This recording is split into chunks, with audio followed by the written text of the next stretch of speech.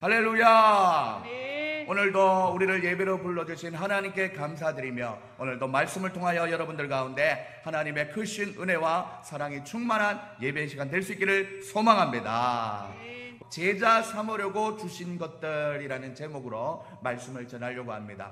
보통 오늘 본문을 두고 지상명령에 대한 말씀으로 거창하게 분류를 하는데, 그렇게 대단한 명령이 아니라도 하나님이 우리의 구주시며 우리의 하나님으로 영접하고 구원받은 백성이라면 우리 삶 속에서 실천하며 살아가야 되는 생활 방식이라고도 생각할 수 있습니다. 하나님의 제자를 삼는 것이 오늘 이 구절의 본동사이며, 다른 동사들은 이 본동사를 보조하는 역할을 하는 조동사로 사용되어 있으면서 우리에게 세 가지를 얘기하고 있습니다. 하나님의 제자를 삼을 수 있도록 우리에게 주신 것, 그 첫 번째가 바로 하늘과 땅의 권세를 주셨다라는 것입니다. 오늘 말씀 18절에 보면 예수께서 나와 말씀하여 이르시되 하늘과 땅의 모든 권세를 내게 주셨으니 라고 말씀했습니다. 우리는 우리 스스로도 그렇고 남을 제자로 삼기에는 부족한 인생인데, 그래서 우리에게 주신 것이 바로 하나님의 권세라는 것입니다. 권세라는 말은 권세와 세력의 합성해서 만든 말인데, 국어사전의 그 뜻을 살펴보면 하나님으로부터 공식적으로 허락받은 권위, 위임된 권세를 가리키는 말입니다. 이 권세가 성경에 어디에 나오는지 살펴보면 여러분들 잘 알고 있는 것처럼 요한복음 1장 12절 13절에 나옵니다. 영접하는 자 곧 그 이름을 믿는 자들에게는 하나님의 자녀가 되는 권세를 주셨으니 이는 혈통으로나 육적으로나 사람의 뜻으로 나지 아니하고 오직 하나님께로부터 난 자들이니라 라고 말씀했습니다. 하나님의 자녀가 되는 권세를 오직 하나님께 난 자들만 받을 수 있다라는 것입니다. 아무나 예수님을 믿을 수 없습니다. 내가 믿고 싶어 믿는 것이 아니라 하나님의 은혜로 우리에게 믿음 주셔야만 하나님을 믿을 수 있는 것입니다. 우리 하나님의 은혜로 우리 찬양 한번 해볼까요? 하나님의 은혜로 있을 데 없는 자 왜 구속하여 주는지 난 알 수 없고. 3절입니다. 왜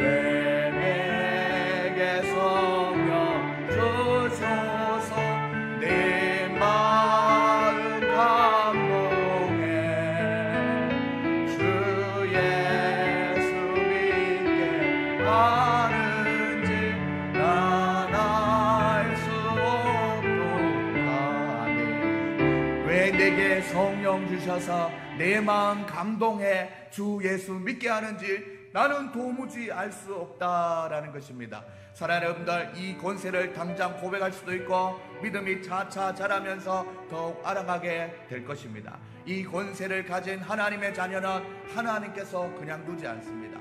권세가 권력과 권세라는 합성을 했지 않습니까? 우리에게 세력을 붙여주신다라는 것입니다. 그가 너를 위하여 그의 천사를 명령하사 내 모든 길에서 너를 지키게 하심이라 라고 말씀했습니다. 할렐루야. 하나님의 자녀가 되는 권세를 가지고 있는 사람에게는 세력을 붙여주셔서 하나님의 천군 천사를 붙여주셔서 모든 길을 지키신다고 말씀하고 계십니다. 할렐루야. 이런 시대일수록 하나님이 주시는 권세를 받고 오히려 세상을 이끌어가며 하늘의 소망을 품고 제자를 삼으며 살아가시는 여러분들 다 될 수 있기를 주님의 이름으로 축복합니다. 두 번째, 하나님이 하나님의 제자를 삼을 수 있도록 우리에게 주신 것은 바로 배운 것들을 가르칠 수 있는 능력을 주셨다라는 것입니다. 오늘 20절에 보면 내가 너에게 분부한 모든 것을 가르쳐 지키게 하라 라고 말씀했습니다. 하나님은 예수님을 이 땅에 보내시어 딱 12명의 제자만 삼았지만 그 12명의 제자들이 또한 3년의 시간을 보내면서 예수님께 배우고 느끼고 전달받은 것들을 그들의 제자를 또 삼으면서 수많은 제자들이 생겨나게 되었습니다.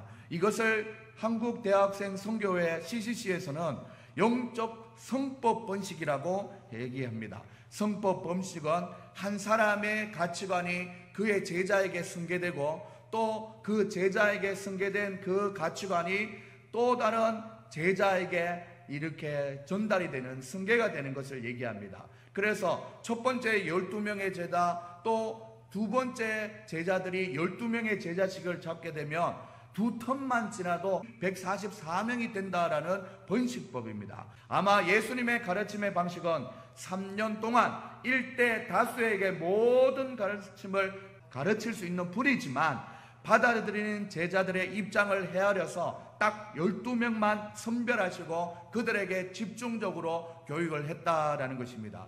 12명의 제자 중에 교육 환경이 좋았던 세리도 있었지만 어부였던 제자도 있었지만 예수님께서 그 가르침으로 그 모든 제자들이 한결같이 하나님을 잘 따를 수 있도록 교육을 했다라는 것입니다. 오순절 마가의 다락방에서 기도를 통하여서 성령의 임재하심으로 하늘과 땅의 권세를 받고 그 제자들은 예수님의 가르침대로 하나님의 나라를 각자의 사명을 따라 전하는 참 제자가 되었다라는 것입니다.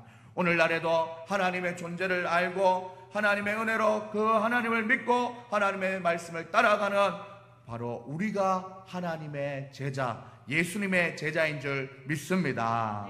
이미 하나님의 가르침은 설교를 통해서 여러분의 삶 속에 가까이 하는 이 성경을 통해서 하나님의 사람으로 하나님 앞에 준비가 된 것입니다. 디모데후서 3장 16절에 보면 모든 성경은 하나님의 감동으로 된 것으로 교훈과 책망과 바르게 함과 의로 교육하기에 유익하니 이는 하나님의 사람으로 온전하게 하며 모든 선한 일을 행할 능력을 갖추게 함이라라고 말씀했습니다. 우리는 우리에게서 무슨 큰 능력을 찾고 있어야만 가르칠 수 있다고 생각하는데 그것은 우리의 착각입니다. 하나님의 말씀대로 순종하고 살아간다면 그 자체가 이미 가르침의 은사가 있는 것입니다. 이 시대가 악한 사람들과 속이는 자들이 더 악하여져서 속이기도 하고 속기도 한다라는 것입니다. 이럴 때에 너희는 배우고 확신하는 일에 거해야 된다는 거예요. 내가 먼저 하나님 앞에 하나님의 말씀을 통해서 배우고 확신한 일에 거하여서 하나님 앞에 누구든지 가르칠 수 있는 능력을 구비해야 된다는 것입니다. 그래서 이 성경을 알았나니 성경은 능히 너로 하여금 그리스도 예수 안에 있는 믿음으로 말미암아 구원에 이르게 하는 지혜가 있다라고 말씀하고 계시는 겁니다. 하나님의 말씀인 성경이 모든 인생의 문제에 해답을 주고 있습니다. 이 성경의 가르침을 통해서 많은 사람들이 참된 진리를 모른 채 주님 곁을 떠나가는 이 시대 가운데 우리는 말씀으로 변화받고 희망을 찾고 소망을 찾아야 될 줄 믿습니다. 이제 우리에게 남은 일이 하나 있다면 앞으로도 더 잘 배우고 확신해야 되는 성경을 잘 배워가면서 또 다른 누군가에게 이 성경을 통해서 내가 만난 하나님을 가르치는 일에 열심을 내야 할 것입니다.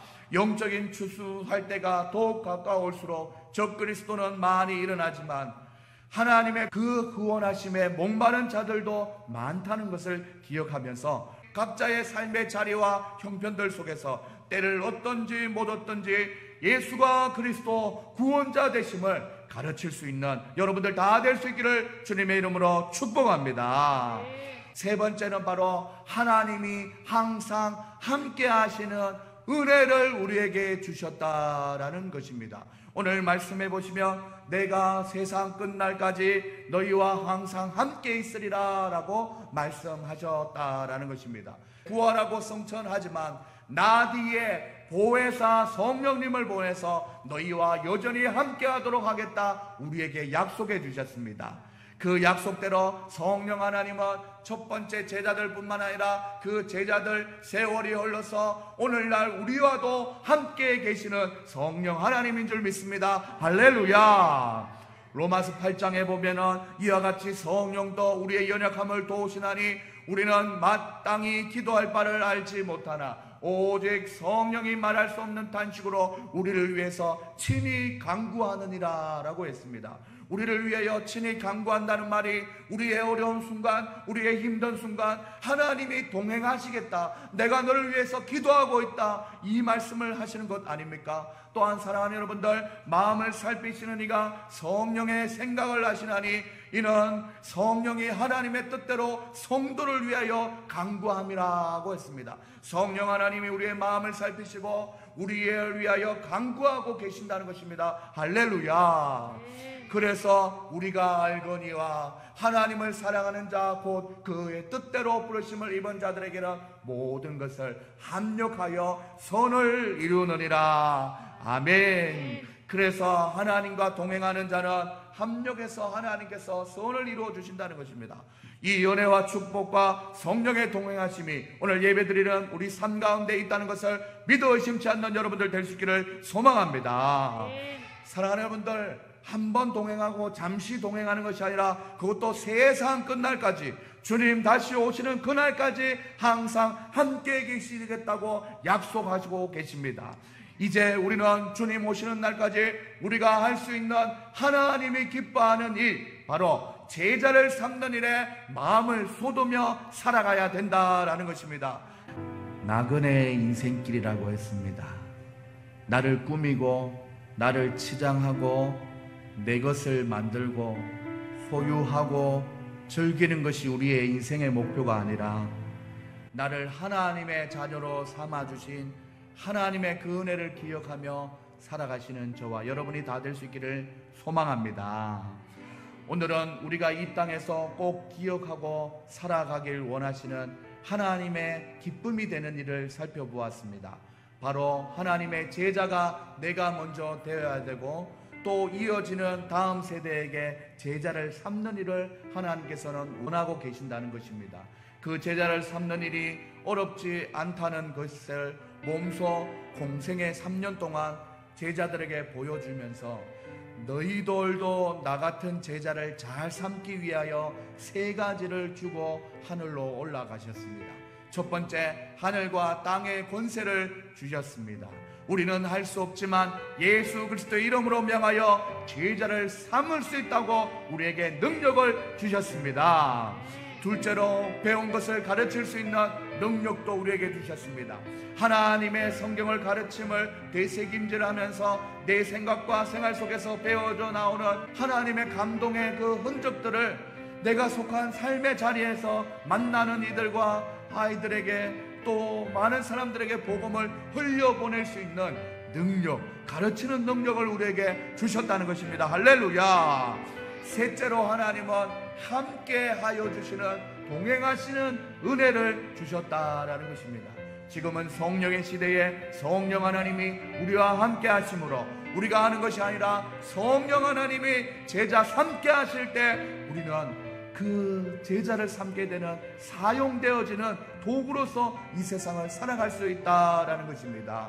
오늘 이 말씀을 들은 사랑하는 저와 여러분들은 모두 다 하나님의 자녀가 되는 동시에 하나님의 제자가 되었다는 것을 기억하며 우리에게 생명 주신 스승 되신 하나님을 자랑하며 또 다른 제자들을 많이 찾아서 하나님을 소개하는 일에 우리의 힘과 마음을 모을 수 있는 여러분들 다 될 수 있기를 주님의 이름으로 축복합니다. 하나님의 사명을 잘 감당함으로 위로는 하나님께 칭찬받고 아래는 여러분의 삶에 풍요롭게 하시는 하나님의 은혜를 받아 누릴 수 있는 사랑하는 여러분들 다 될 수 있기를 주님의 이름으로 축원합니다.